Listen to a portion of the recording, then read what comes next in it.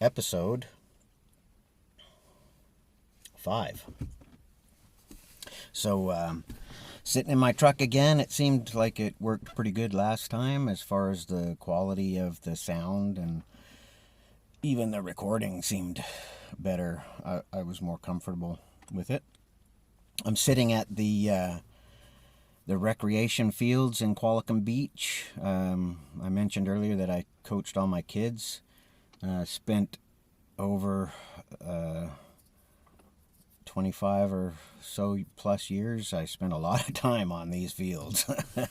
And I loved it. Most of it I loved. There was some, I haven't gotten into that later part about my story yet either, but there was later in my life I suffered from some pretty severe depression. And even through that, I still was coaching and spending a lot of time with young people.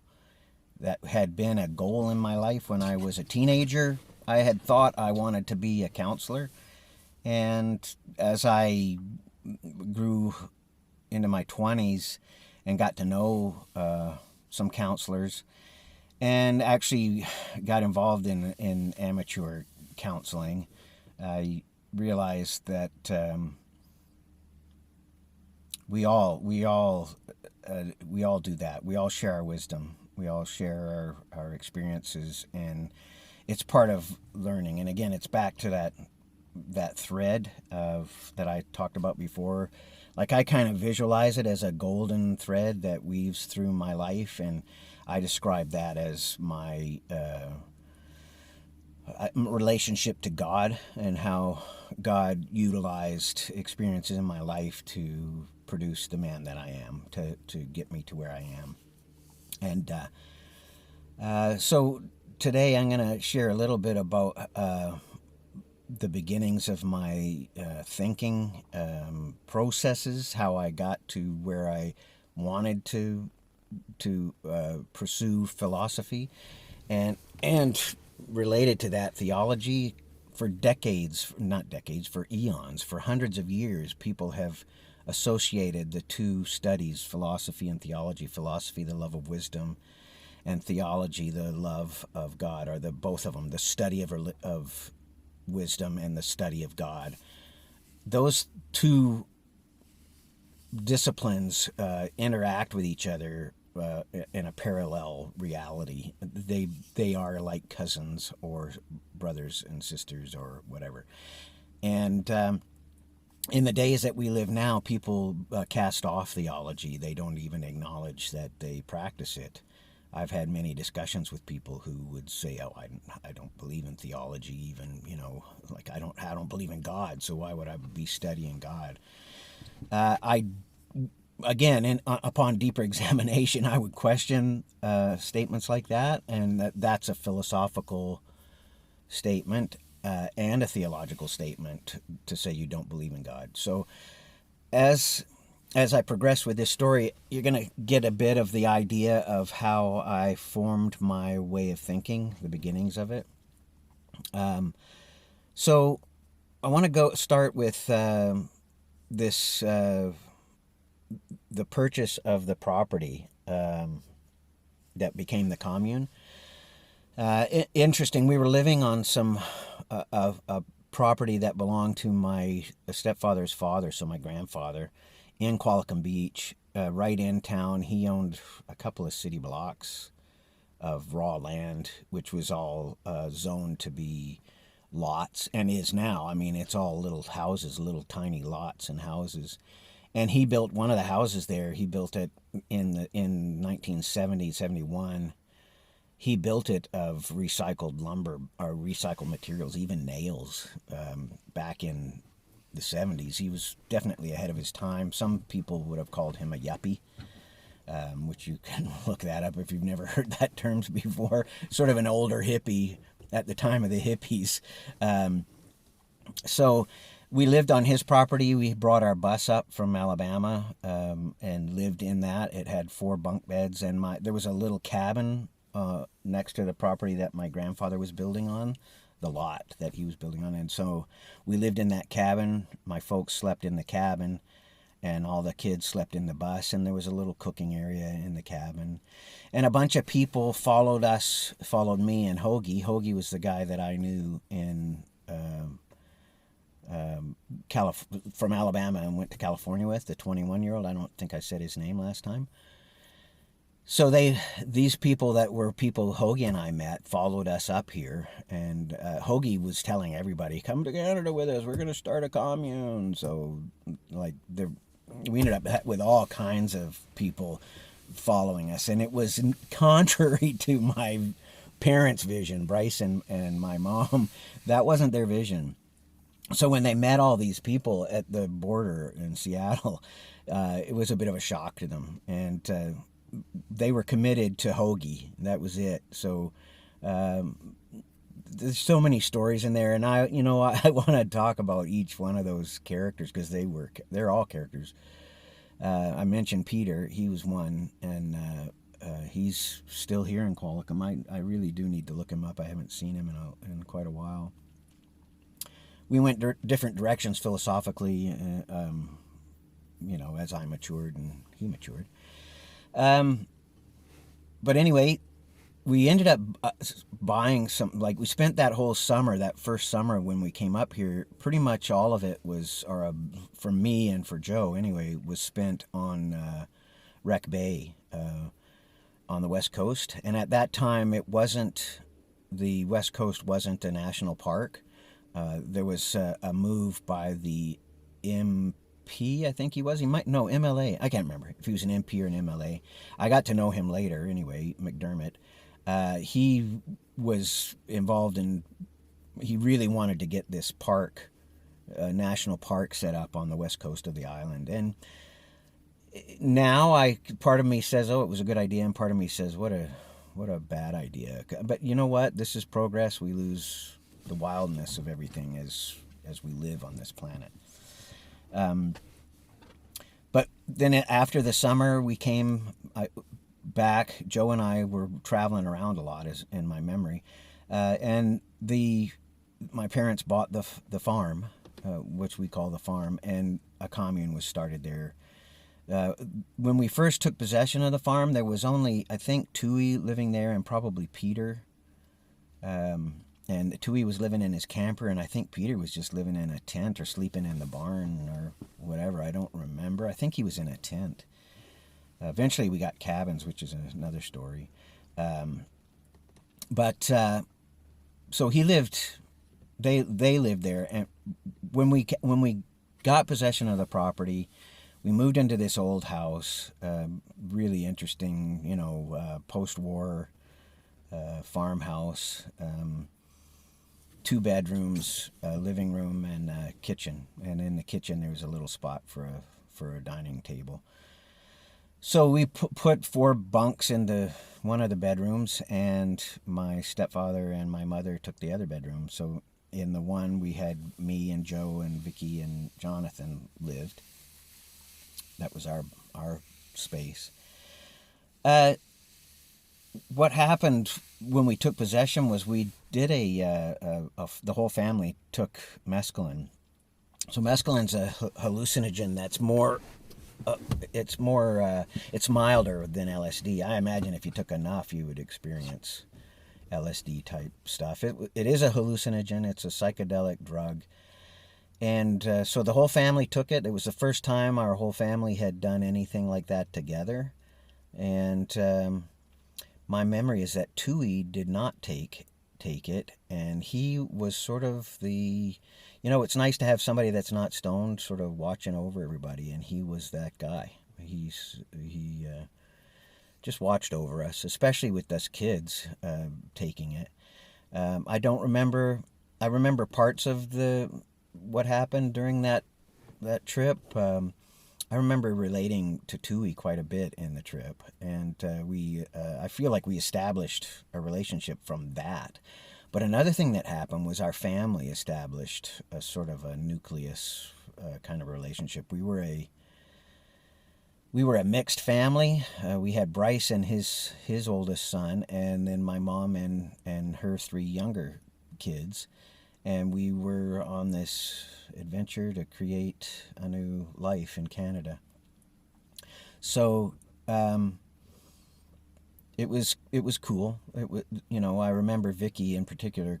I don't remember if that was the first time she took hallucinogens, or if the time where in California where she was giving it inadvertently. I don't know if it was inadvertently, but she was giving it without my mom knowing and consenting to her taking it. So that was not a good trip, the acid trip for my sister. And I was stoned on that one too. Yeah, and I think that one was after the mescaline. So she was 6, pretty young to be experiencing those kind of things. And my brother would have been 10, and I would have been 12, and Joe was 12. So I want to talk a bit about TUI, about some of the people that ended up being on the commune, because they helped. These people help me view my worldview, or form my worldview. So to how I see the world, there was all different cultures represented in this commune. It was really unique and interesting, and a lot of good things happened there. So TUI was a New York Jew. He was a Jewish man. I believe he was in his early 20s at that time, and he had Jewish heritage, interesting culture and character. He taught us a lot about street life, like growing up in New York. I don't know if it was Brooklyn. I don't know where it was. I don't remember him having an accent, Brooklyn. I don't remember any of that, but taught us Scully. We painted a Scully board on the basement floor of the barn. Scully was a game we played with bottle caps, so we all were into collecting interesting bottle caps, and we had collections of them. I don't remember the premise of the game. Jonathan, my brother, may. I don't remember. I just remember spending hours playing that. When it was raining, we would be downstairs in the basement of the barn playing Scully.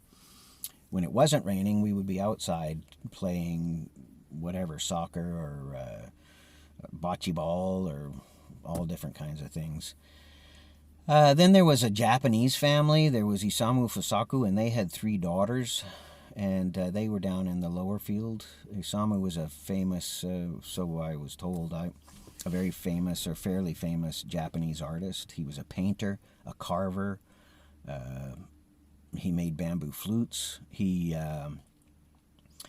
did all kinds of stuff. He was one of the most artistic people I knew, and his wife was pretty artistic too.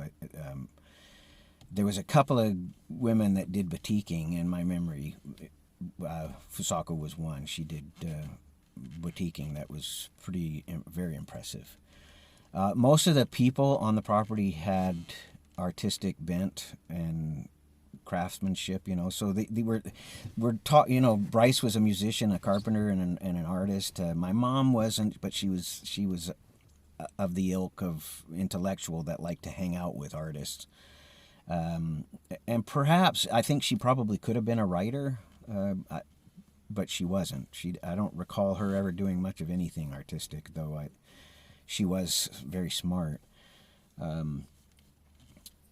And so then there was another lady from Denmark who came.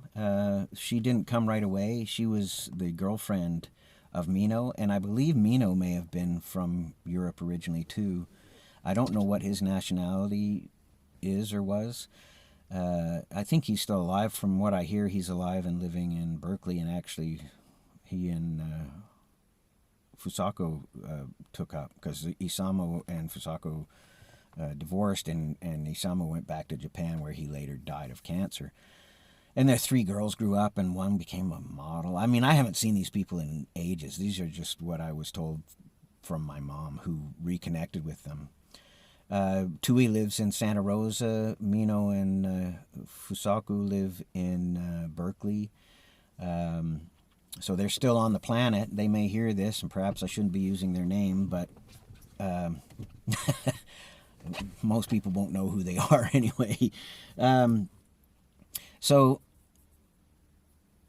there was also a another family from New York. It was Charlie and Linda, and Charlie and Linda were, well, Charlie was Italian, New York Italian for sure. I think Linda was as well. I'm not sure if she was Italian, but she was from New York as well, and they were on the property. And then there was a couple. There was a woman that was at one time a girlfriend of one of Bryce's brothers, and she came up and ended up living on the property. And she had a young boy who was 10. He's the same age as Jonathan. And that boy, I'm not going to say their names because I am in touch with them, and I haven't got their permission to say. But the boy was B, and his mom was a B, so we'll call him a B. The boy and Jonathan, my brother, became... I never asked my family members about using their names either, so I should probably do that. Jonathan and B became pretty good friends, and his mom stayed in the barn in my memory, and there was another woman, Caroline. I see her face clear as day. Interesting lady. Anyway, all of these cultures blended together, and there was others too. They had an effect on me and how I view the world, as well as growing up in my earlier years in Birmingham,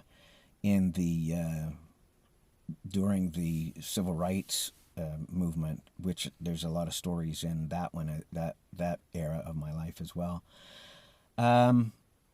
So time goes too fast when I do 15 minutes, so I might do another one right away because I have a train of thought, and maybe I'll post them both at the same time. Hopefully I've got a song that I wrote a few months ago, sitting at this field. I had a chiropractor's appointment that I was early for, and I came up to the field and walked around, and some memories swirled in my head and swirled around, and I sat in my truck and I wrote a song. I have a bunch of tunes, just music that I have recorded over the years, and I had one of my little recorders that had some of those tunes on it, so I was listening to them, and I was inspired to write some lyrics. So we'll see. I haven't been comfortable playing it in public yet, but hopefully I can work it up before Saturday or Sunday and get it posted with this. Thanks for joining me again, and I hope to see you next time.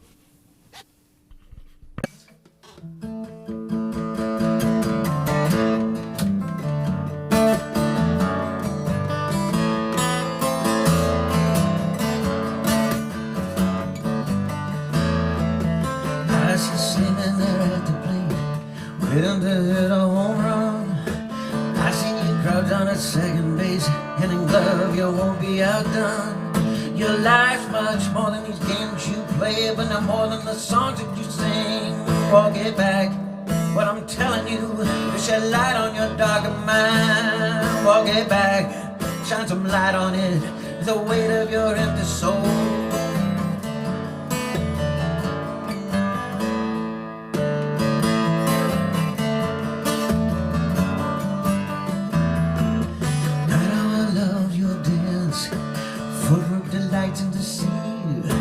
Juggle the ball, such footwork, then it's all that stuff you believe. Made of lies and duplicity, let it shape, tint, and color your creed. That's a lift up high all your imaginings, lift them up to that altar of lies. Walk it back, what I'm telling you, to shed light on your darker mind. Walk it back, shine some light on it, the weight of your empty soul. Walk it back, I will love you no matter how deep runs your hate. Walk it back, walk it back, walk it back.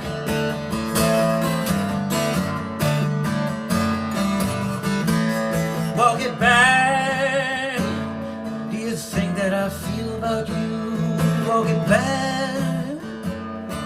The way you feel about me. Walk it back.